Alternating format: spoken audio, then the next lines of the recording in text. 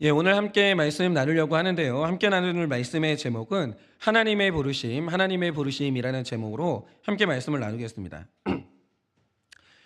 저는 이제 꼭 기독교 고정 가운데서도 몇 권 책을 읽어보셨으면 좋겠다 싶은 책이 있는데, 그 중에서 여러분이 이제 철로 역정이라는 책을 보시면 굉장히 그 기독교의 교리를 정말 압축적으로 비유를 통해서 거의 완벽하게 구현한 이제 책이라고 생각을 하는데, 그런데 이 철로 역정이라는 책을 보시면 이 순교자라는 인물이 이제 등장을 합니다.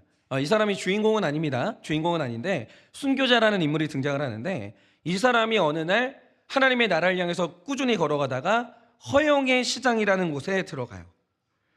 근데 제가 볼 때는 이 주인공들이 하나님의 나라를 향해서 갈 때 정말 여러 가지 시험을 겪습니다. 논리적인 사람을 만나서 반박을 당하기도 하고, 비난하는 사람을 만나서 비난을 겪기도 하고, 막 여러 가지 시험을 만나요. 그렇지만 가는 와중에 만났던 모든 시험들을 통틀어서 가장 무서운 시험이 뭐냐?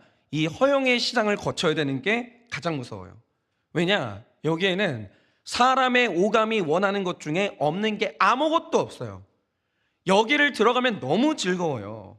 그래서 여기 이제 허영의 시작이기 때문에, 그래서 순례자들이 천국을 향해 걷다가 가장 많이 사람들이 빠져서 구원이 좌절됐던 곳이 어디냐? 그게 바로 허영의 시장이에요. 그러니까 말하자면 아브라함의 아버지 데라가 하란을 만나서 거기서 죽었잖아요. 이게 바로 이 경우를 지칭하는 거죠. 그런데 이 순교자라는 사람이요, 허영의 시장에 미혹되지 않아요. 이 사람이 여기에 빠지지 않아요. 정말 초인적인 은혜를 가지고 이 사람이 거기를 빠져나옵니다. 그런데 그 시장의 사람들이 이걸 그냥 두지를 않아요. 왜 너만 빠져나가? 네가 뭔데 여기를 빠져나가? 그냥 두지를 않아요. 그래서 결국 순교자는 허영의 시장에서 믿음을 지키는데 불에 타는 순교를 당하고 말아요. 그런데 저는 이 철로역정이라는 영화를요, 그 철로역정을 어릴 때 영화로 봤거든요. 그러니까 저 어릴 때는 비디오 테이프 시절이었었는데, 그때도 이걸 영화로 만든 게 있었어요. 그래서 거기에서 이 순교자가 불에 타서 순교하는 장면을 제가 영상으로 봤었는데, 이게 너무 어릴 때 봤나 봐요. 정확히 몇 살에 봤는지 기억은 안 나는데 너무 충격이었어요. 그걸 보고 엄청 충격을 받았던 게 기억이 나요. 근데 왜 이게 충격이었냐면 이런 겁니다. 나는 뜨거운 음식이 입에 들어오기만 해도 못 참고 그냥 뱉어버리는데, 만약 누군가가 나에게 협박하기를 네가 계속 예수를 믿겠다라고 하면 너를 이렇게 불로 태워버리겠다, 만약에 그렇게 하면 나는 그 상황에서 믿음을 지킬 수 있을까? 내가 순교자가 될 수 있을까? 제 생각에는 불에 타는 게 사람이 느낄 수 있는 고통 중에 제일 큰 고통이거든요. 근데 불에 타는 건 고사하고, 누가 제 앞에서 칼만 갈아도 저는 안 믿는다고요. 안 믿는다고요. 정말 깔끔하게 포기할 것 같아요. 그런데 내가 저런 상황에서 믿음을 지키고 내가 순교자가 된다? 아무리 생각을 해봐도 그 어린 시절에 그럴 수가 없겠는 거예요.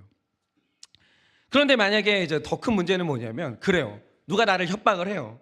그래서 내가 예수님을 부인했어요. 믿음을 버리면 나는 또 지옥을 갈 텐데, 그럼 나는 또 지옥은 어떻게 가나, 이런 생각을 하니까 이게 더 걱정이 되는 거예요. 그래서 청소년 시절에요, 이 문제로 고민을 진짜 많이 했습니다. 순교도 못하겠고, 그런데 지옥에 가기도 싫고, 나는 어떻게 해야 되나, 이게 너무 고민이 되는 거예요. 그런데 제가 신앙생활을 하다가 완전히 복음을 알게 된 거예요. 이거는 복음이었어요. 그게 뭐냐, 제가 이제 신학을 공부하면서 아브라함을 있는 그대로 쭉 봤죠. 그러니까 어릴 때 교육 잘해야 돼요. 저는 어릴 때 들었던 아브라함은 믿음이 우리랑은 완전히 다른 위인이었거든요. 그런데 그 성경 자체를 보면서 아브라함의 인생을 쭉 보니까 이 사람은 성품으로는 구원받는 게 불가능한 사람이에요. 진짜 나쁜 사람이에요. 여러분 생각을 해보세요. 아브라함이 애가 아니잖아요. 여러분 아브라함이 그 하란에서 이제 나올 때 이 사람이 완전히 성인이었거든요. 그런데 아버지가 아무리 붙들어서도 정말 내가 가나안 땅을 가고 싶었다, 하란을 떠나고 싶었다라고 하면 떠났을 수 있죠. 그런데 아버지가 죽기 전까지 이 사람이 하란을 떠나지를 못해요. 그러면 왜 안 나왔겠습니까? 자기도 하란이 좋았던 거예요. 내가 하란이 좋은데 아버지가 잡아주는 거예요. 그러니까 붙잡히고 싶은 거예요. 그래서 안 나온 거예요. 이 사람도 하란 좋아해요. 그리고 이 사람이 어느 날 이제 이집트로 갔죠. 기근 때문에. 왕이 자기 아내가 좋다는 거예요. 내가 네 아내랑 결혼하겠다는 거예요. 딸이 아니라, 누나가 아니라 자기 아내가 좋다라는 거예요. 그럼 여러분 같으면 어떻게 하시겠어요? 저는 누가 제 아내 좋다고 하면 좀 가만 안 놔둡니다. 아니 그걸 어떻게 그냥 두고 보냐고요. 근데 이 아브라함이요, 혹시 자기가 죽을까봐 보내버려요. 자기 아내를 버려요. 그러니까 이게 얼마나 찌질한 거냐면, 불신자도요 때로는 사랑 때문에 죽어요. 근데 이 사람은 불신자만도 못한 거예요. 아내보다 자기가 훨씬 중요한 거예요. 그러니까 아브라함이요, 성품으로는 이 정도밖에 안 되는 사람이에요. 아브라함은 위인이 아니에요. 이 정도밖에 안 되는 사람이에요. 그런데 이런 아브라함이 믿음의 조상이 됐어요. 이 사람이 구원을 받았어요. 그럼 그렇게 됐던 이유가 뭐겠습니까? 이 사람이 순교자가 될 만한 믿음이 없어요. 그런 자격이 없는 사람이에요. 그런 사람이 아니라 아브라함이 흔들릴 때마다 하나님이 그를 불러주시고 끌어주시고 보호해 주셨기 때문이에요. 하나님이 하신 거예요. 아브라함은 구원을 향해서 걸어간 적이 없는 사람이에요. 그러니까 아브라함의 구원은 믿음으로 된 거지 성품이나 자기 의지로 된 게 아니라는 거예요. 그런 실력이 없는 사람이에요.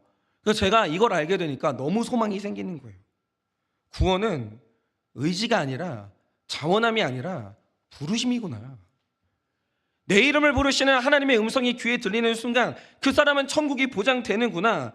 그럼 나도 소망이 있구나. 이게 믿어지는 거예요. 그걸 알게 되니까. 그런데 이제 중요한 건 이거죠. 하나님이 우리를 부르세요. 근데 부르실 때는 그냥 안 불러요. 그렇게 많은 사람 중에 하나님이 이름을 부른 사람이 있어요. 아브라함아 라고 부르실 때는 부르시는 그 순간 이 사람의 인생에 엄청난 일이 펼쳐져요. 하나님이 어떤 사람의 이름을 아시고 그 사람을 부르실 때는 반드시 목적이 있어요. 무의미한 부르심은 없어요. 그런데 중요한 건 이거죠. 도대체 하나님이 왜 우리처럼 죄 많고 연약한 사람을 왜 부르시냐 이거예요. 왜 불러요? 여러분, 나를 불러주시는 하나님의 음성을 죽는 날까지 듣지 못하는 사람 너무 많아요. 근데 하나님이 우리 이름을 왜 부르시냐고요? 이유가 있거든요. 여러분, 제가 나중에 고난주간이 되면 훨씬 더 이제 자세하게 말씀드릴 것 같은데, 제가 이제 예고해 드린 대로 제가 안식월을 들어가면 저는 이제 공부를 시작할 예정이거든요. 근데 준비 과제가 너무 많아서 요즘에는 퇴근도 못하고 계속 사무실에서 이제 공부하는 중인데, 제가 이 그리스도인의 상 있잖아요. 최종 상태. 이거에 대한 이제 공부를 하다 보니까 이게 사실 이 핵심에는 부활이 있어요. 여러분, 사람 인생 한 번 아닙니다. 사람 인생은 윤회하지도 않아요. 영원토록 반복되는 게 아니에요. 사람의 인생은 두 번이에요. 사람은, 택자는 한 번 죽은 다음에 부활하고 두 번째로 영원한 인생을 살아요. 이 부활이 모든 여러분과 저의 이 마지막 신앙생활의 마지막 피날레가 뭐냐? 완성이 뭐냐? 부활이에요. 사람이 부활해요. 그런데 이 부활이 어느 날 뜬금없이 일어나는 부활이 아니라는 걸 알게 된 거예요, 제가. 그러니까 이런 거죠. 여러분, 하나님께서 어느 날 우리를 불러요. 너는 내 자녀야? 불러요. 이게 칭의예요. 칭의가 일어나야 그 다음에 성화가 진행이 돼요. 하나님은 아무나 거룩하게 안 만들어요. 너는 오늘 내 자녀야. 부른 사람만 그 다음에 성화로 연결이 돼요. 근데 왜 성화를 시켜요? 여러분, 사람이 왜 거룩해야 돼요? 왜 오늘 여러분이 이 땅 가운데서 순결하게 살고 깨끗하게 살아야 돼요? 왜냐하면 성화가 안 되는 사람은 부활이 안 돼요. 이 땅 가운데서 더럽게 살고 완전히 정욕대로 살고 돈을 위해서라면 사람 상처도 주고 버리기도 하고 속이기도 하는 이 사람이 영화롭게 될 수 있냐? 부활에 이를 수 있냐? 안 돼요. 이게 완전히 연결된 개념이에요. 그래서 오늘 하나님이 우리를 부르시는데 마지막 부활의 그날을 위해서 영화롭게 하기 위해서 오늘 이 땅 가운데서 우리의 삶을 거룩한 삶으로 부르시는 거예요. 오늘 나의 거룩한 삶은 완전한 나의 미래와 연결되어 있어요. 무관하지 않아요. 오늘 삶 하루하루 굉장히 중요해요. 굉장히 중요해요. 그래서 바로 그 미래를 위해서 오늘 우리를 거룩한 삶으로 부르시는 거예요. 그러니까 명백히 말하지만 우리 인생의 목적은 행복이 아니라 거룩이에요. 왜냐? 부활은 행복한 사람이 부활하지 않아요. 거룩한 사람이 부활해요. 거룩이 너무 중요하다는 거죠. 그래서 오늘 하나님이 우리를 그 길로 부르시는 거예요. 그러면 이 거룩한 삶은 어떻게 살 수 있냐 이거죠. 오늘 우리가 이 아브라함의 인생을 묵상하면서 여러분 우리는 이제 다른 길이 없어요. 전혀 다른 길이 없어요. 하나님은 사람을 부르면 오직 그 길로만 데리고 가요. 그게 거룩이에요. 그럼 우리가 오늘 아브라함의 인생을 묵상하면서 오늘 우리는 부름을 받았는데 부름받은 우리가 걸어가야 될 이 거룩의 길이 뭐냐? 오늘 우리가 이것을 묵상하려고 합니다.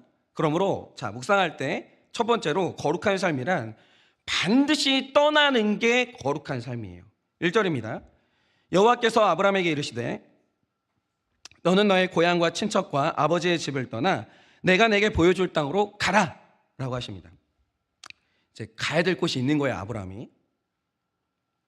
그런데 절대 조건이 있어요. 떠나야 돼요. 여러분이 오늘 말씀을 보시면 아브라함이 약속의 땅을 가기 위해서 반드시 떠나야 될 것이 기록되어 있는데 영어 성경을 보면 이게 얼마나 차갑냐면 고향으로부터 친척으로부터 아버지의 집으로부터 이런 식으로 하나하나 분리 전치사를 쓰면서 철저히 떠나야 된다라는 것을 명하십니다. 이게 철저한 게 얼마나 중요하냐면 소돔과 고모라를 볼 때 여러분 그 롯의 아내가 떠났어요. 근데 뒤돌아봤어요. 못 벗어났어요. 떠난다라는 것은 뭐냐면 떠날 때 뒤돌아보지 않는 거예요. 철저하게 떠나는 거예요. 그게 바로 분리전치사예요. 오늘 이렇게 명하시는 거예요. 너희는 반드시 떠나야 될 것이 있는데 뒤를 돌아보면 안 돼요. 철저하게 떠나야 되는 거예요. 그런데 아브라함이 떠나야 된다라고 말씀하시는 구체적인 항목이 있죠. 고향, 친척, 아버지의 집은 문자 그대로 여기를 떠나야 된다는 것도 맞아요. 그러나 이거는 의미가 더 중요해요. 그러면 그 고향, 친척, 아버지의 집에 이것의 본질이 뭐냐? 우리가 떠나기, 각자가 떠나기 가장 힘든 것. 정말 떠나기 힘든 그것, 바로 거기에서 떠나는 게 고향을 떠나는 거예요. 그럼 예를 들어서 이 고향을 좀 제가 한번 설명을 드려볼게요. 여러분, 우리가 고향이라고 할 때 이 고향이라는 것의 본질이 뭘까요? 이 질문에 대한 답을 얻으려면 제가 또다시 질문 몇 개를 해야 되는데 제가 1부 때 이 질문을 했는데 충격적이었어요. 너무 충격이었어요. 그럼 한번 대답을 해보세요. 순대는 소금에 찍어 먹는 거예요? 초장에 찍어 먹는 거예요? 뭐 입맛대로일 수 있는데 나 1부 때 너무 충격적인 얘기를 들은 거예요. 그래서 누가 나지막하게 초장에 찍어 먹는다는 거예요. 어떻게 그런 일이 있을 수 있어요? 여러분 제가 또 하나 여쭤볼게요. 콩국수 먹을 때는 설탕을 넣어 먹어요? 소금을 넣어 먹어요? 정말 말이 안 되는 방식으로 드시는 분들이 있더라고요. 여러분 지금 이제 저희 이제 청년부 있다가 이제 윷놀이 할 건데 굉장히 긴장돼요. 이게 이 룰이 얼마나 중요하냐면 윷놀이를 할 때 나가리가 되면 급한 다 깨지는 거거든요. 나가리 되게 중요합니다. 근데 나가리는 윷이 절반 이상 나가는 게 나가리예요? 완전히 벗어나는 게 나가리예요? 달라는 거예요. 제가 보니까요, 이 모든 예민한 문제에 대한 질문에 대한 답은 그 사람 고향이 어디냐에 따라 완전히 달라요. 근데 제가 지금 장난식으로 얘기했지만 진짜 첨예한 문제 있죠. 정말 중요한 문제. 이게 내 고향이 어디냐에 따라서 이게 있잖아요. 질서가 완전히 달라지는 거예요. 저는 인생의 대부분을 서울 아니면 경기도에서 살았는데 우리 수도권 사람들은 순대를 먹을 때 소금을 찍어 먹는데 그 소금이 특정 소금이 있어요. 고춧가루가 섞인 소금이에요. 여러분 아시는 분들 있으시죠? 저는 이 순대를 다른 거에 찍어 먹는다는 걸 본 적도 없고 들어본 적도 없어요. 그런 이단이 어디 있어요? 이게 정통은 무조건 소금에 찍어 먹는 거예요. 그게 있는 거예요. 1.1획도 훼손하면 안 되는 거예요. 순대는 그렇게 먹는 거예요. 그런데 세상에 순대를 초장에 찍어 드시는 너무 충격적인 사람이 있는 거예요. 그런데 또 초장에 찍어 먹는 분들은요, 그렇게 안 먹는 사람들을 너무 충격적으로 생각을 하는 거예요. 이걸 어떻게 먹냐고 이러는 거죠. 여러분 바로 이겁니다. 고향, 친척, 아버지의 집이라는 말의 본질은 뭐냐면 내 몸과 마음이 너무 거기에 익숙해져서 습관과 진리처럼 몸에 완전히 배버린 나의 문화나 사고방식을 의미해요. 그럴 수 있죠. 그런데 중요한 건 뭐냐면 그게 예수 믿는데 충돌되는 것들이 있다라는 거예요. 예수님하고 아무 상관이 없는 게 있다라는 거예요. 그럼 그거 빠져나와야 되는 거예요. 문화가 악은 아니에요. 그런데 그 문화 중에 악한 문화가 있고 하나님의 나라와 충돌시키는 문화가 있다라는 거죠. 그럼 그거 빠져나와야 돼요. 근데 문제는 뭐냐? 이 고향이 빠져나오기 정말 힘들어요. 이거 끝내 거기서 빠져나오지 못하고 죽는 사람들 정말 많습니다. 예를 들면 이런 거죠. 저와 제 아내는 각자 고향과 친척과 아버지의 집에서 배웠는데 이게 놀라운 게 뭐냐면 나는 우리의 우선순위가 다 똑같은 줄 알았어요. 인간이면 이게 제일 중요하고 이게 덜 중요하다, 이게 똑같은 줄 알았어요. 근데 각자 고향 땅에서 배운 우선순위가 완전히 다른 거예요. 그러니까 이런 거죠. 제 고향집에서 인생의 우선순위는 가족이 아니었어요. 단 한 번도. 부모도 아니었고 자식도 아니었어요. 언제나 우리 집에서 우리 고향 땅에서 우선순위는 1번은 교회였어요. 그런데 저희 고향 땅에서는 교회보다 어떤 목사님이 자식이 먼저다, 교회보다 어떤 목사님이 아내가 먼저다, 그 사람은 거짓 목사였어요. 가짜 목사. 너는 싹군이야. 이 가치관을 배운 거예요. 그런데 제 아내의 고향집에서 우선순위는 뭐냐? 일이 아니에요. 교회가 아니에요. 가족이에요. 그래서 지금도 제 아내는 제 말 거절하는 건 아무렇지도 않게 거절해요. 싫어? 설명도 안 해요. 그런데 이제 이런 거죠. 부모님이 어느 날, 그러니까 저는 사역자들은 성탄절이 되게 힘들거든요. 연말 시즌은 우리는 마라톤이에요. 정말 힘들어요.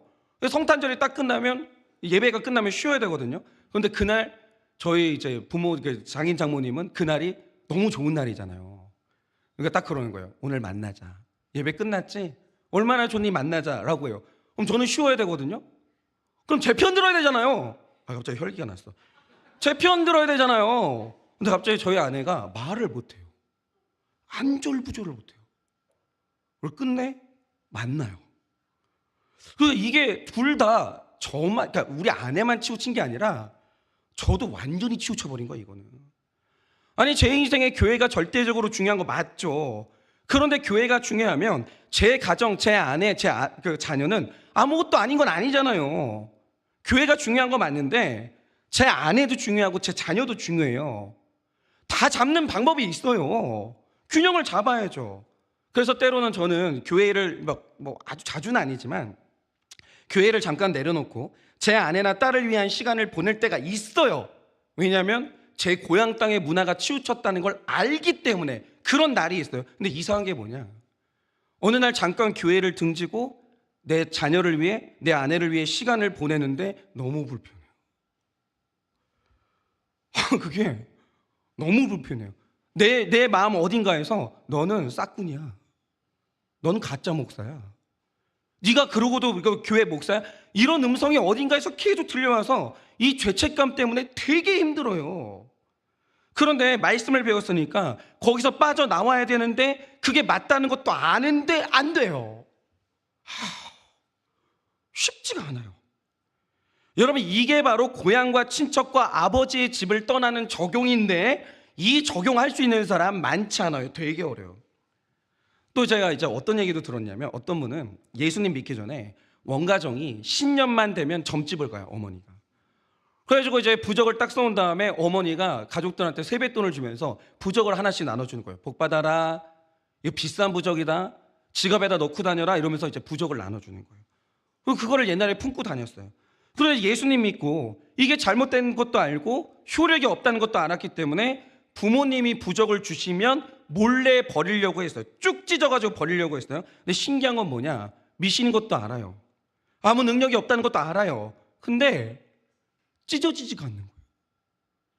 이걸 찢는 순간 불효하는 것 같은 죄책감, 그리고 이걸 버리는 순간 정말로 내 삶에 어떤 일이 일어날 것만 같은 그 이유를 알 수 없는 두려움, 이게 나를 사로잡으면서 버리지를 못해요. 예수를 안 믿는 게 아니에요. 예수 믿어요. 근데 문제는 뭐냐? 못 떠나는 거예요. 떠날 수가 없는 거죠. 그러니 여기서 이 부적을 찢는 것은 고향과 친척과 아버지의 집을 떠나는 적용인데 그게 쉽냐? 어려워요. 지금도 힘든 일만 있으면 점치고 싶은 분들이 있으시죠. 자꾸 있잖아요. 오늘의 운세 보게 되시는 분들이 있으시죠. 그분들이 예수님을 안 믿어서가 아니에요.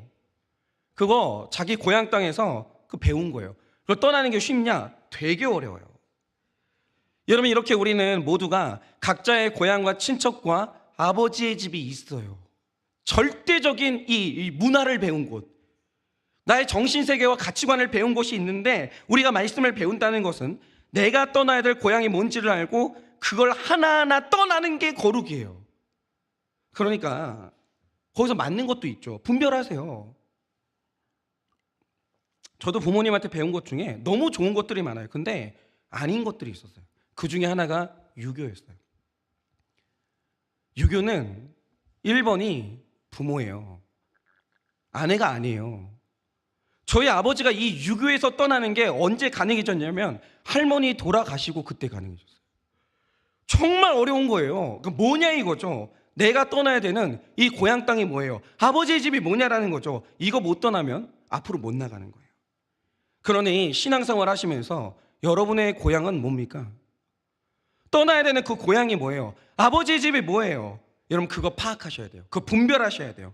그리고 아무리 힘들고 두려워도 익숙하지 않아도 거기를 뒤돌아보지 말고 떠나서 이 거룩을 향해 나아가시기를 바라봅니다. 적용 질문 드립니다. 고향, 친척, 아버지 집에서 배운 문화와 사고방식은 무엇입니까? 고향, 친척, 아버지 집에서 배운 문화와 사고방식은 무엇입니까? 지금 떠나기 힘든 고향은 무엇입니까? 지금 떠나기 힘든 고향은 무엇일까요? 고향을 떠나는 구체적인 적용은 무엇입니까? 고향을 떠나는 구체적인 적용은 무엇입니까? 예를 들어서 이제 저희 아내 같은 경우는 이제 어머니가 와라 라고 할 때 싫어요 하는 거겠죠? 그런 날은 안 올 것도 같아요. 뭐 어쨌든 구체적인 적용은 무엇입니까? 둘째로, 자, 부르심을 받는 순간 하나님이 명확하게 보여주시는 땅이 있는 거예요. 가야 할 땅이 보이는 거죠. 다시 1절입니다. 여호와께서 아브라함에게 이르시되 너는 너의 고향과 친척과 아버지의 집을 떠나 내가 내게 보여줄 땅으로 가라 라고 하십니다. 그러니까 이런 거죠. 가라라고 할 때 전제가 있는 거예요. 안 보여주는데 갈 수는 없잖아요. 하나님이 가라라고 할 때 먼저 하는 일이 있다라는 거죠. 가야 될 곳이 어딘지 보여주시는 거예요. 그래서 이런 겁니다. 만약 여러분이 오늘 하나님을 만난다라고 하면 제일 던지고 싶은 질문이 뭐예요? 얻고 싶은 답이 뭡니까? 어떤 분들은 그런 분들이 있어요. 하나님을 만나면 진짜 물어보고 싶은 게 뭐냐? 하나님, 우리 엄마 아빠 그때 왜 데려가셨어요? 나 왜 이렇게 힘들게 만들었어요? 이게 궁금한 분들도 있고, 또 어떤 분들은 뭐 그런 분도 있겠죠. 외계인이 있어요? 뭐 이런 거 물어보시는 분들도 있고. 그런데 이제 미국의 상담사죠, 케빈 K 마리 브랜플렉 부부가 쓴 이 소명찾기라는 책을 보면 이분들이 설문조사를 했어요. 하나님께 가장 하고 싶은 질문이 뭔가, 그리고 결과가 나왔는데 그게 뭐냐면 1위가 뭐였었냐면 나는 왜 태어났나? 내 인생의 목적이 뭐냐? 이걸 물어보고 싶었다는 거예요. 저는 이게 진짜 중요한 문제라고 생각해요. 이거는 형이상학적인 문제가 아니에요. 먹고 사는 거랑 아무 상관이 없는 배부른 사람들의 고민, 그런 게 아니에요. 이게 얼마나 중요한지 몰라요. 특별히 지금 우리 청소년들 그리고 청년들한테 가장 고통스러운 문제가 뭔지 아세요? 앞으로 내가 살아가야 될 인생이 긴데 지금 선택해야 될 게 너무 많아요. 그런데 확신이 없는데 떠밀려서 선택하는 길이 있어요. 내가 가야 되는 길이 맞나? 내가 이미 선택을 했는데 지금 내가 걷고 있는 길이 내가 이게 맞는 길인 건가? 이 질문에 대한 답이 없이 걸어가는 거 있잖아요. 확신이 없고 걸어가는 거, 이거 고민이에요. 이게 엄청난 고난이에요. 그런데 젊은이들만 그런 게 아니고요, 우리 기성세대가 지금 신앙생활 하고 계시잖아요. 근데 늘 제가 성도님들 만나보면 찜찜한 게 그거예요. 내가 이렇게 오랜 시간을 신앙생활을 했는데, 삶을 살았는데, 지금 내 삶이 하나님 만났을 때 칭찬받을 만한 삶을 살았나? 내가 그리스도인으로서 성경적인 길을 가고 있는 게 맞나? 이런 질문을 스스로에게 던질 때 되게 괴로운 게 뭐냐면, 나는 하나님 앞에서 잘 살았다고, 내가 걸어온 길은 하나님께 분명히 칭찬받는 길이라고 분명히 말할 만한 자신감이 없을 때 되게 괴로워요. 그거 두려워요. 신앙생활 오늘 하고 있는데 내가 잘하고 있는지 확신도 없고, 오늘 내가 갑자기 하나님을 만난다고 하면 그 만남이 두려움이 되고 자신감이 없는 거예요. 제가 하나 여쭤볼게요.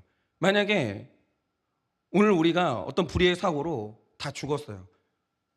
예고하지도 않았고 내가 준비되지도 않았는데 갑자기 오늘 나는 죽어요. 갑자기 하나님을 만났어요. 그러면 자신 있으세요? 잘 사셨어요? 하나님을 딱 만났는데 행여라도 난 너를 모르는데, 천국에는 네 자리가 없어, 넌 지옥이야 라는 말을 100%안 들을 만한 마음의 확신이 있으세요? 그거 없이 신앙생활하는 사람 되게 많아요.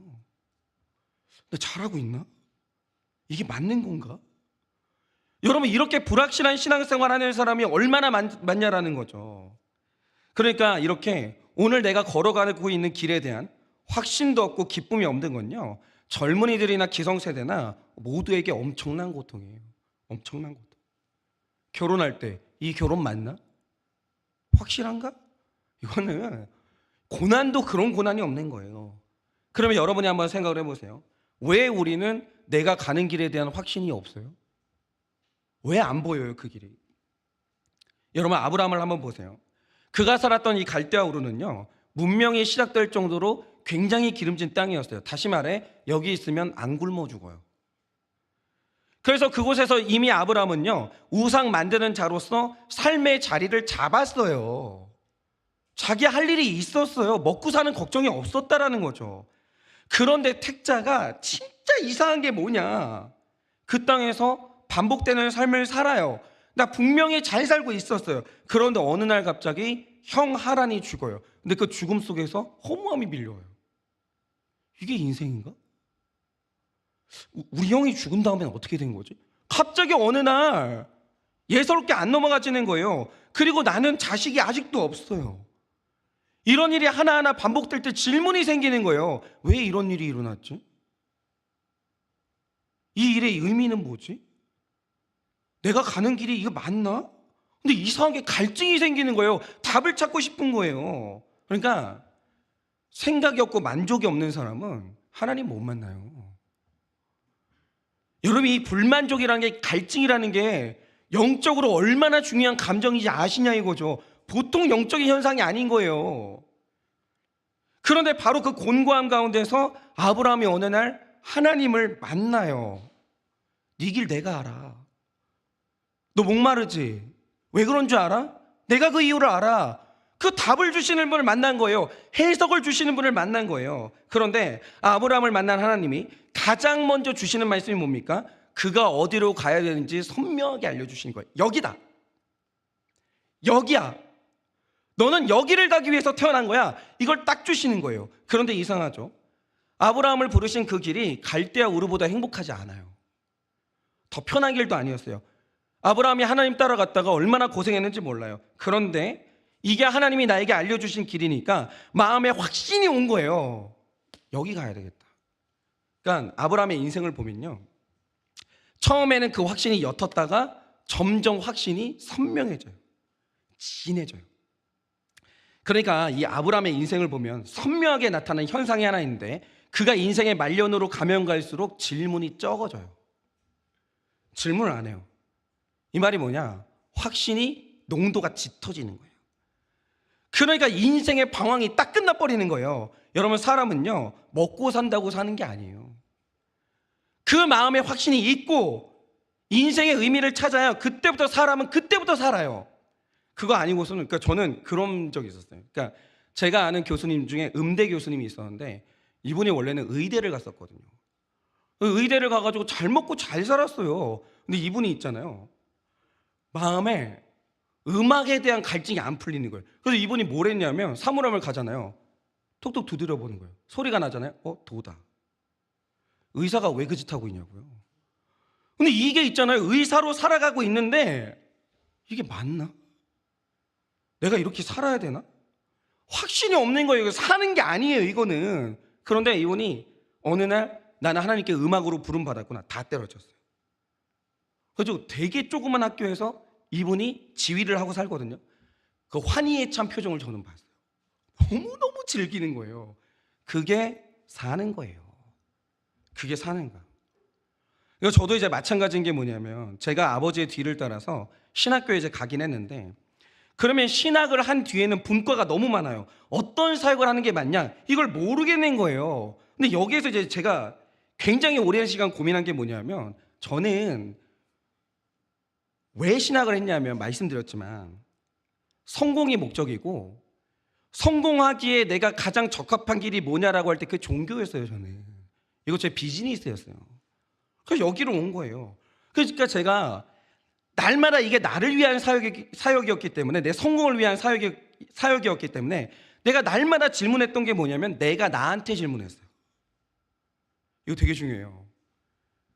지금 여러분이 걷는 길이 야망이다. 그럼 질문을 어디에다 대고 하냐면 여러분 자신한테 하는 거예요. 나 뭐 잘하지? 내가 뭐 하고 싶지? 이런 식으로 인본주의자들이 처방하는 것처럼 이게 제일 무서운 말인데 이거 들으시면 안 되는 말이에요. 그게 뭐냐면 너의 내면의 소리를 들어봐. 너는 뭘 원해? 너 뭐 하고 싶어? 너 뭘 하면 제일 행복해? 네 내면의 소리를 귀를 기울여. 이거 완전히 헛소리예요. 그럼 잘 들으세요. 사람이 죄 짓고 싶을 때 내 내면의 소리에 귀 기울이잖아요. 인생 패가망신이에요. 여러분 여기서 나지막히 들려오는 소리가 선한 게 몇 개나 있는 것 같으세요? 그건 다 완전히 내 욕망을 합리화하는 소리 말고는 아무것도 없어요. 그렇잖아요. 뭐 그 중에 쓸만한 소리도 있어요. 있는데 중요한 게 뭐냐면 내 내면의 소리 중에 명백한 건 뭐냐면 나를 완전히 패가망신으로 이끄는 그 소리가 있어요. 지금 우리 눈앞에 우리 현실에 그 목소리 따라갔다가 인생 망한 사람이 얼마나 많은지 아십니까? 그러니까 이런 거죠. 중년에 있잖아요. 이거는 그냥 인생 망하는 지름길인데 자식, 아내 버리고 갑자기 새로운 로맨스를 찾아서 떠나겠다는 사람도 있어요. 그거는 그냥 망하는 길이에요. 저는 사역하잖아요.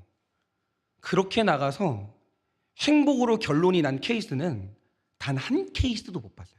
단 한 케이스도. 그런데 그분들이 그렇게 말이 안 되는 결정을 하고 다 등지고 버리고 나갈 때마다 그때 듣는 목소리가 있다라는 거죠. 자기 내면의 목소리예요. 너 원하는 게 뭐야? 너는 언제 행복한 것 같아? 너는 뭘 잘해? 날마다 이래요. 그리고 제가 그러고 살았어요. 맨날 내가 나한테 귀를 기울이는 거예요. 근데 이게 결국 그 결론이 뭐냐면 나도 모르겠는 거예요. 그래서 어쩔 수 없이 흘러떠내려가면서 신학생으로 나이가 먹어가는 그런 인생을 살았거든요. 그런데 방향도 없이 나이만 먹어가니까 엄청 초조한 거예요. 왜냐? 확신이 없는 거예요. 난 고난이었어요. 고난. 언젠가는 어쩌면 사역을 그만뒀을지도 몰라요. 그런데 어느 날 제가 저 자신한테 집중하다가 질문의 방향이 잘못됐다는 거 알았어요. 내가 나한테 질문을 하다가 나를 이 땅에 보내신 하나님께 질문을 하기 시작했어요. 다 베이스에 놓고 아무것도 결정하지 않고 진짜 하나님께 진지하게 물어봤어요. 저 왜 만드셨어요? 저한테 원하시는 게 뭐예요? 주님, 제가 회개했으니까 하나님이 알려주시면 한번 가볼게요. 그런데 내 인생의 주인이신 하나님이 그러면 길을 보여주세요. 그 길로 한번 와봤어요. 그게 제 최초의 순종이었어요. 하나님한테 귀를 기울이고 하나님이 가라고 할 때 한번 가봤다라는 거죠. 근데 제가 요즘 제 삶에 대해서 되게 흥미로운 건 이거예요. 큐티라는 길, 저는 이거는 생각도 안 해봤어요. 제 기질하고 날마다 똑같은 걸 반복해서 뭘 하는 건 아무것도 안 맞아요. 너무 싫어요 진짜. 인생에 그렇게 재미없는 게 있나? 인생은 날마다 달라야 되는 거예요. 근데 그냥 이 큐티, 날마다 하는 큐티, 가정 중수. 내가 왜 남의 가정을 중수해요? 내가 왜? 아니, 남의 부부싸움에 끼어들면은 얼마나 곤란한 일이 많이 생기는데 내가 왜 남의 가정을 중수해요? 근데 남의 가정 중수하는 길, 죄를 보면서 인생을 해석하는 길은 제가 잘한다고 생각해 본 적도 없고, 좋아한다고 생각해 본 적도 없고, 하려고 생각도 안 해봤어요. 제가 가장 하고 싶었던 건 청소년 사학이었어요. 왜냐? 청소년 사학하면 게임을 원 없이 할 수 있거든요. 애들하고 그냥 놀아주면 된다는 거예요. 누가 그랬어요 저한테. 이거다, 이 내 길이다 이거요. 청소년 사역으로 이름을 날린 다음에 나는 큰 교회 목사가 되자, 이랬다라는 거죠. 이건 내가 좋아하는 길이 아니었어요. 그런데 창조자 되신 하나님이 어느 날 보여주시는 거예요. 이게 네 길이야. 그러니까 잘하냐고 묻지 마, 할 수 있냐고 묻지 마, 가. 이게 맞아. 가봤어요. 근데 가서 내 은사가 여기 있다는 걸 처음 알았어요. 얼마나 놀랬게요 내가. 나 이거 왜 잘해? 나 이거 하는데 왜 재밌어? 나 모르겠는 거야, 이게 왜 재밌는 줄. 근데 그걸 처음 알았고, 이 길이 이렇게 기쁜 길이란 걸 처음 알았어요. 그러면 인생에서 처음으로 열매를 맺게 됐는데, 그때 제가 깨달은 게 뭐냐? 인생의 길은 내가 나한테 물어본다고 답이 안 와요. 내 인생을 창조하신 분이 따로 있기 때문에 내 길을 창조하시고, 나를 아시는 하나님을 만나야 그 길을 알 수 있다는 걸 처음으로 깨달았어요. 여러분이 가는 길은 여러분이 창조하는 게 아니에요. 이미 하나님이 다 만들어 놓으셨어요. 그러니 내 길이 아니에요. 하나님의 길인 거예요. 그래서 길을 찾기 전에 그 길을 만드신 하나님을 만나야 되는 거예요. 하나님 만나야 인생의 방황이 끝나는 거예요. 그러면 하나님이 1절 말씀처럼 가야 할 땅을 보여주실 텐데, 그럼 지체 없이 가세요. 여러분, 가셔야 돼요. 가시면 알아요. 거기에 내 인생의 본질이 있다는 것을, 거기에 내 인생의 기쁨이 있고, 거기에 샬롬이 있다는 걸 그때만 아는 거예요. 여러분, 가세요. 그렇게 인생의 길을 놓고 하나님께 질문하고 하나님을 만나 여러분이 가야 할 땅을 명확하게 발견하시는 여러분 되시기를 예수님의 이름으로 축원해 봅니다. 적용 질문 드립니다. 가야 할 길에 대한 확신이 있으십니까?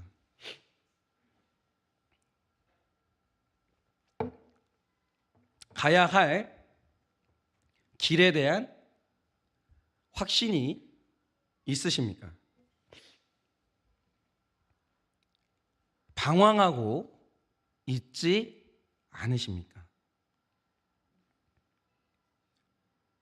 방황하고 있지는 않으십니까? 길을 찾지 못하는 이유는 무엇입니까? 길을 찾지 못하는 이유는 무엇입니까? 내 길을 창조하신 하나님을 만나셨습니까? 내 길을 창조하신 하나님을 만나셨습니까? 사명을 찾은 간증이 있으십니까? 사명을 찾은 간증이 있으십니까? 마지막은 여기가 우리의 종착점인데, 각자 이제 여러분이 가야 될 구체적인 형태는 다를 거예요. 그러나 하나님이 우리 모두를 부르시고 가기로 명하신 그 길이 바로 이거예요. 셋째로, 보여주실 땅으로 가면 엄청난 복을 주십니다. 2절 3절입니다. 내가 너로 큰 민족을 이루고 내게 복을 주어 내 이름을 창대하게 하리니 너는 복이 될지나 너를 축복하는 자에게는 내가 복을 내리고 너를 저주하는 자에게는 내가 저주하리니 땅의 모든 족속이 너로 말미암아 복을 얻을 것이라 하신지라 라고 하십니다. 여러분, 제가 얼마 전에 상담 프로그램을 보다가 굉장히 인상적인 장면을 하나 봤는데, 그 상담 프로그램에 굉장히 똑똑하고 유명하고 아름다운 여성이 한 명 나왔어요. 정말 잘났어요. 진짜 잘났어요. 그런데 그렇게 잘나서 그런지 자기 인생에 대한 꿈이 엄청나게 많아요. 하고 싶은 게 많아요. 근데 하는데 좋아서 한다라기보다 결국 하는 이유가 뭐냐면 뭘 해도 난 최고만 되겠다. 그리고 최초가 되겠다. 반드시 역사에 내 이름을 남기겠다. 이 자기 꿈 이야기를 계속하는 거예요. 그런데 이걸 듣는 사람들이요, 너무너무 부러워하는 거예요. 야, 꿈이 너무 멋있다. 어떻게 그런 자신감이 있냐? 그런데 너는 그거 할 수 있을 것도 같아. 이런 식으로 주변 사람들이 너무 부러워하는 거예요. 실제로 잘났고 꿈도 멋있으니까. 그런데 상담사 선생님이 이제 그걸 듣고 있는데 표정이 너무 안 좋은 거예요. 진짜 너무 안 좋은 거예요. 근데 다 듣고 난 다음에 이 상담사 선생님이 딱 그러시더라고요. 그러니까 이거는 내가 가만 보니까 난 어른이고 내가 당신한테 이야기를 안 해주면 아무도 당신한테 이야기 안 해준다. 나는 해야만 한다. 이러면서 하시는 말씀이 뭐였냐? 그 여성분이 너무 빛나고 잘나서 하고 싶은 게 많은 건 알겠어요. 근데 이게 위험한 게 뭐냐면 그 꿈 이야기에 온통 자기 이야기 말고는 아무것도 없어요. 이 꿈에 다른 사람이 포함된 게 아무것도 없는 거예요. 그러니까 이 사람의 꿈에 다른 사람을 위한 어떤 이타적인 영역이 요만큼도 없는 거예요. 그런데 상담사 선생님이 하시는 말씀이 뭐냐? 사람이, 이게 원리가 있는데, 한 명의 사람으로 완성된다라는 것은 다른 사람하고 연결이 됐으니까 완성이 된다라는 거예요. 연결 없이 일어나는 사람은 아무도 없어요. 그렇잖아요. 여러분, 제가 제 어머니 없이, 제가 만났던 스승들 없이, 그리고 오늘 성도님들 없이 여기에 어떻게 서 있어요? 그럴 리가 없잖아요. 한 명의 목회자가 여기 설 때 연결돼 있고 나를 세워주는 사람이 얼마나 많냐 이거죠. 혼자 서는 게 아니에요. 여러분, 그래서 우리가 삶을 온전히 살려고 할 때 나 자신한테 집중하는 것도 중요하지만 연결을 점검해야 돼요. 연결이 느슨해지면 못 일어나요. 인간이라는 존재 자체가 다른 사람하고 막 수도 없이 연결돼서 내가 완성이 되는 거거든요. 그러므로 언제나 인생은 다른 사람을 위한 이타적인 영역이 있어야 돼요. 왜냐? 그가 살아야 내가 살아요. 이 연결이 끊어지면 아무도 일어날 수 없어요. 그게 정상인 거예요. 그거는 상식이에요. 그런데 어느 날 사람이 망상에 빠져서 이타적인 부분이 다 잘려나가는 거예요. 맨날 외치는 게 뭐냐? 내 꿈, 내 욕구, 내 소원, 여기에다 집중하다 보면 나를 지탱해 주던 주변의 끈들이 다 잘려요. 그러니까 이런 거죠. 여러분, 이제 보시면요, 그런 분들이 있어요. 사람이 너무 귀찮다. 사람이 지긋지긋하고 너무 성가시다. 내 인생의 소원은 무인도에서 혼자 사는 거다. 이런 말씀을 하시는 분들이 있어요. 그냥 혼자 살고 싶다는 거예요. 산 속에 들어가서 혼자 살고 싶고, 어디로 혼자, 기도원 가서 혼자 살고 싶고, 그렇다라는 거예요. 근데 중요한 게 뭐냐면, 진짜 그렇게 되면 어떻게 될 것 같으세요? 근데 여러분, 그런 분들 있죠. 지금 사람이 싫은데 여러분 꾹 참고 억지로 사회생활 하시는 분들이 있으시죠. 근데 여러분이 사람 싫어하는 거 그 사람들이 알게요? 모르게요? 압니다. 지금 이 사람이, 우리는 제가 말씀드리잖아요. 사람은 남몰래 짓는 생각에 죄가 없어요. 여러분의 생각으로 어떤 생각을 하면 그 반드시 눈빛으로, 몸짓으로 다 표현돼요. 근데 여러분들이 만약에 사람을 귀찮아한다, 그거 있잖아요. 다 알아요. 모른 척 해주는 거예요. 다 알고 있다고요. 그럼 어느 날부터 어떻게 되냐? 사람들이 나를 잘라내기 시작해요. 이 사람이 나를 친구로 생각하지 않으니, 이 사람이 나를 소중하게 생각하지 않으니 나도. 여러분은 보이지 않겠지만 여러분이 사람을 귀찮아하면 주변의 사람들이 이미 여러분을 손절하고 있는 중이에요. 모르셨죠? 근데 이게 다 잘라지면 어떻게 되냐? 어느 날 사람이 무너지는데, 여러분 그런 거 보셨죠? 마리오네트인가? 이게 인형이 막 춤을 춰요. 근데 가만히 보면 이 인형이 뭐 살아있는 것처럼 막 춤을 추는데 가만히 자세히 보잖아요. 그러면 검은색 실로 온몸이 연결되어 있는 거예요. 주저앉았다가 이 연결되어 있는 손이 딱 일어서면 이 인형이 일어서는 거예요. 연결 안 되어 있으면 다 주저앉는 거예요. 근데 사람이 어느 날 힘이 없어서 무너질 때가 있거든요. 근데 연결성이 다 끊어져 있잖아요. 못 일어나요. 사람이 얼마나 중요한지 아십니까? 그래서 제가 어저께 너무 기가 막힌 처방을 하나 들었는데 딱 그런 거예요. 우리 젊은, 이거는 그럴 수 있는 거예요. 젊은 세대들이 너무너무 가족의 간섭이 싫다는 거예요. 힘들다는 거예요. 그냥 나 좀 내버려뒀으면 좋겠다는 거예요, 제발. 근데 아이를 많이 키워본 어떤 집사님이 딱 그 말씀 하시는 거예요. 내가 진짜 생각해서 하는 말인데 잘 봐. 자식 키우다 보면 혼자 키울 수 있을까요? 없어요. 근데 정말 힘들 때 마지막에 기대는 곳이 어디냐? 내가 그렇게 싫어했던 시어머니, 친정어머니. 근데 그거 다 잘라내고 내가 얄밉게 한 다음에 도와달라고 할 때 도와주냐? 안 도와주면 인생이 2배, 3배는 힘들어지는 거예요. 사람하고 연결 우습게 여기는 거 정말 미련한 거예요, 그게. 그러니까 여러분, 이 남자들이 제일 교만해질 때가 언제냐면 경제적으로 성공할 때거든요. 이게 남자가 이상해요. 경제적으로 성공하면 일단 다리를 벌려, 의자 앉을 때. 그리고 자꾸 어디다 기대, 이렇게 해요. 기대해요. 그렇게 사람이 진짜 시건방을 떨어요, 사람들이. 남자는 경제적으로 성공하면 자세가 달라져요. 의자에 똑바로 앉지도 않아. 이렇게 누웠는지 앉았는지 알 수도 없는 자세로 앉아요.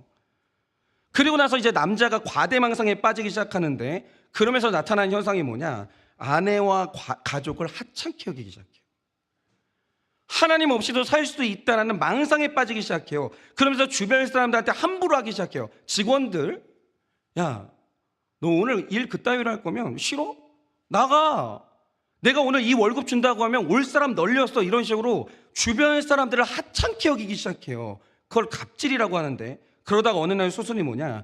인생의 위기가 오는 날 손잡아줄 사람이 아무도 없는 거예요. 싹 무너지는 거예요. 그러면 복구가 안 돼요. 그래서 마지막에 인생을 다 사신 어른들이 마지막에 하나 강조하는 게 뭐냐? 사람이라는 거예요. 특히 가족. 그런데 오늘 하나님이 아브라함에게 복 주십니다. 그 복이 항목이 무려 7개요. 그런데 이 복의 내용을 보세요. 뭐가 복이에요? 여러분, 하나님이 우리를 부르실 때는 명확해요. 복 받는 길로만 보내세요.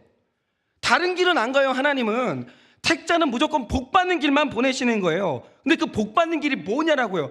여러분, 성경의 원리 우습게 여기지 마세요. 이건 절대적인 거예요. 그게 뭐냐? 이렇게 말합니다. 7개를 말해보면 큰 민족의 조상이 되고 지속적인 복을 주시며 나의 이름을 창대케 하시고 복의 근원이 되게 하시는데, 이 말 뜻이 뭐냐면 내 존재 자체가 복이 돼서 만나는 사람에게 복을 나누어 주는 사람이 된다라는 거예요. 그리고 이렇게 되면 복을 나눠주기 시작하면 다 내 편 되잖아요.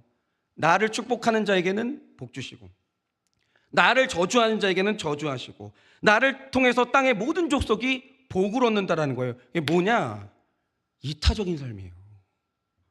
그러니까 하나님이 주시는 복은요, 이타적으로 쓰임받는 복인데, 이게 밖으로 향하는 연결성이 튼튼한 삶인데, 그렇게 다른 사람 섬기고 다른 사람 살리고 다른 사람을 사랑하면서 살 때 일어나는 일이 뭐냐? 하나님이 나에게 주시는 복이 어마어마하게 크게 온다라는 거예요. 이 연결이 끊어질 때 하나님이 복을 줄 수가 없는 거예요. 통로가 없으니까. 여러분, 이타적으로 살면요, 나를 축복하는 그 사람도 축복을 받는데 나를 저주하는 자는 그 사람도 저주받아요. 왜냐? 이타적으로 사는 사람은 온 세상이 내 편이에요. 심지어 하나님도 내 편이에요. 그래서 제가 특별히 우리 청년들, 그리고 우리 이제 젊은 세대들한테 말씀드리고 싶은 게 있는데, 이게 청년의 때는 힘이 있어요. 젊음이 있고 시간이 있어요. 그래서 청년의 때는 2가지가 없는데 지혜가 없고 겸손이 없어요. 청년들이 자기 본질을 알아야 되는데 엄청 교만해요, 청년의 때가. 근데 교만한데 심지어 미련해요. 그래서 일어나는 일이 뭐냐면 관계를 엄청 하찮게 여겨요. 그러니까 제가 우리 청년들한테 너무 사랑하기 때문에 꼭 드리고 싶은 말씀이 뭐냐면, 어릴 땐 그래도 돼. 근데 20살 넘어갔잖아요. 청년 됐잖아요. 이제는 여러분이 반드시 받아야 되는 훈련이 있는데, 그게 뭐냐면 내 기질이 어떻고 성격이 어떻고, 그런 말 좀 그만하세요. 근데 애들이 하는 말이에요. 여러분이 된 나이는 그런 나이가 아니에요. 기질 얘기 그만해요. 성격 얘기 그만하고, 이제 여러분들이 다 자기 기질을 거슬러서 타인과 관계 맺기 시작해야 돼요. 그게 쉬운 사람은 아무도 없어요. 그러니까 어떤 분들이 보면 저를 보면서 저 목사님은 사람하고 대화하는 게 취미지, 누가 그래요? 그게 쉬운 사람은 아무도 없어요. 다 어려워요. 근데 그게 내가 복을 받는 통로예요. 타인과 관계를 맺고 이타적으로 사는 연습을 하지 않으면, 싫어도 하는 것을 하는 연습을 하지 않으면 하나님이 여러분 인생에 복을 줄 수가 없는 거예요. 그러니까 잘 들으세요. 20대 때 이걸 안 하면 안 되는 영역이 있다고요. 훈련을 안 하면 안 되는 영역이 있어요. 그게 관계예요. 어른들한테 물어봐. 내 말이 맞는지 틀린지 물어보라고요. 30살에 뒤늦게 그 연습을 시작한다? 늦어요. 인생은요, 반드시 그때 해야 되는 게 있어요. 수학도 그때 해야 되는 게 있어요. 수학은 나중에 하면 늦어요. 언어는 나중에 하면 늦어요. 그때 해야 되는 게 있는 거예요. 그런데 관계 연습은 20대 때 반드시 해야 돼요. 이거 훈련 안 받고 30살로 넘어간다? 그러면 그때부터는 여러분 인생에 몰려오는, 관계가 안 돼가지고 여러분 인생에 몰려오는 고난이라는 것은, 어른들한테 물어봐. 그게 얼마나 힘든지. 해야 되는 게 뭐냐면 타인과 관계 맺는 연결을 반드시 복구해야 되고 훈련해야 돼요. 이제 좀 다른 사람을 위한 삶도 살아보고, 섬기는 것도 좀 해보고, 돈으로만 하는 게 아니에요. 할 수 있는 은사로 사역 좀 하면서 섬기라고요. 내가 여러분들을 이용하는 게 아니에요. 물어봐. 내 말이 맞나 틀린가. 그래서 하나님이 보여주시는 내 길을 찾아야 돼요. 이게 뭐냐면 우리 길은 다양할 수 있죠. 복받는 길이에요. 복받는 길을 갈 때 연결돼 있어야 돼요. 여러분 자신 중요하죠. 다른 사람도 있어야 되는 거예요. 연결이 있어야 돼요. 관계가. 이게 하나님이 우리에게 복을 주시는 방법이라는 거예요. 제발 이제 기질이 어떻고 성격이 어떻고 그거 다 힘들어요. 훈련이 안 될 것뿐이에요. 여러분, 우리는 다른 길이 없어요. 무조건 복 받아야 돼요. 그래서 우리는 연결을 회복해야 되고 관계를 훈련해야 되고 하나님 앞에 그 길을 가야 된다는 거죠. 그래서 하나님이 보여주시는 이 이태적인 길, 섬김의 길, 이 네 길을 찾고 하나님이 주시는 복을 충만히 받아 누리는 여러분들 되시기를 예수님의 이름으로 축원합니다. 이 시간에 우리 찬양팀 나와주시고 적용 질문 드립니다. 나는 복 받은 인생입니까? 복이 없는 인생입니까?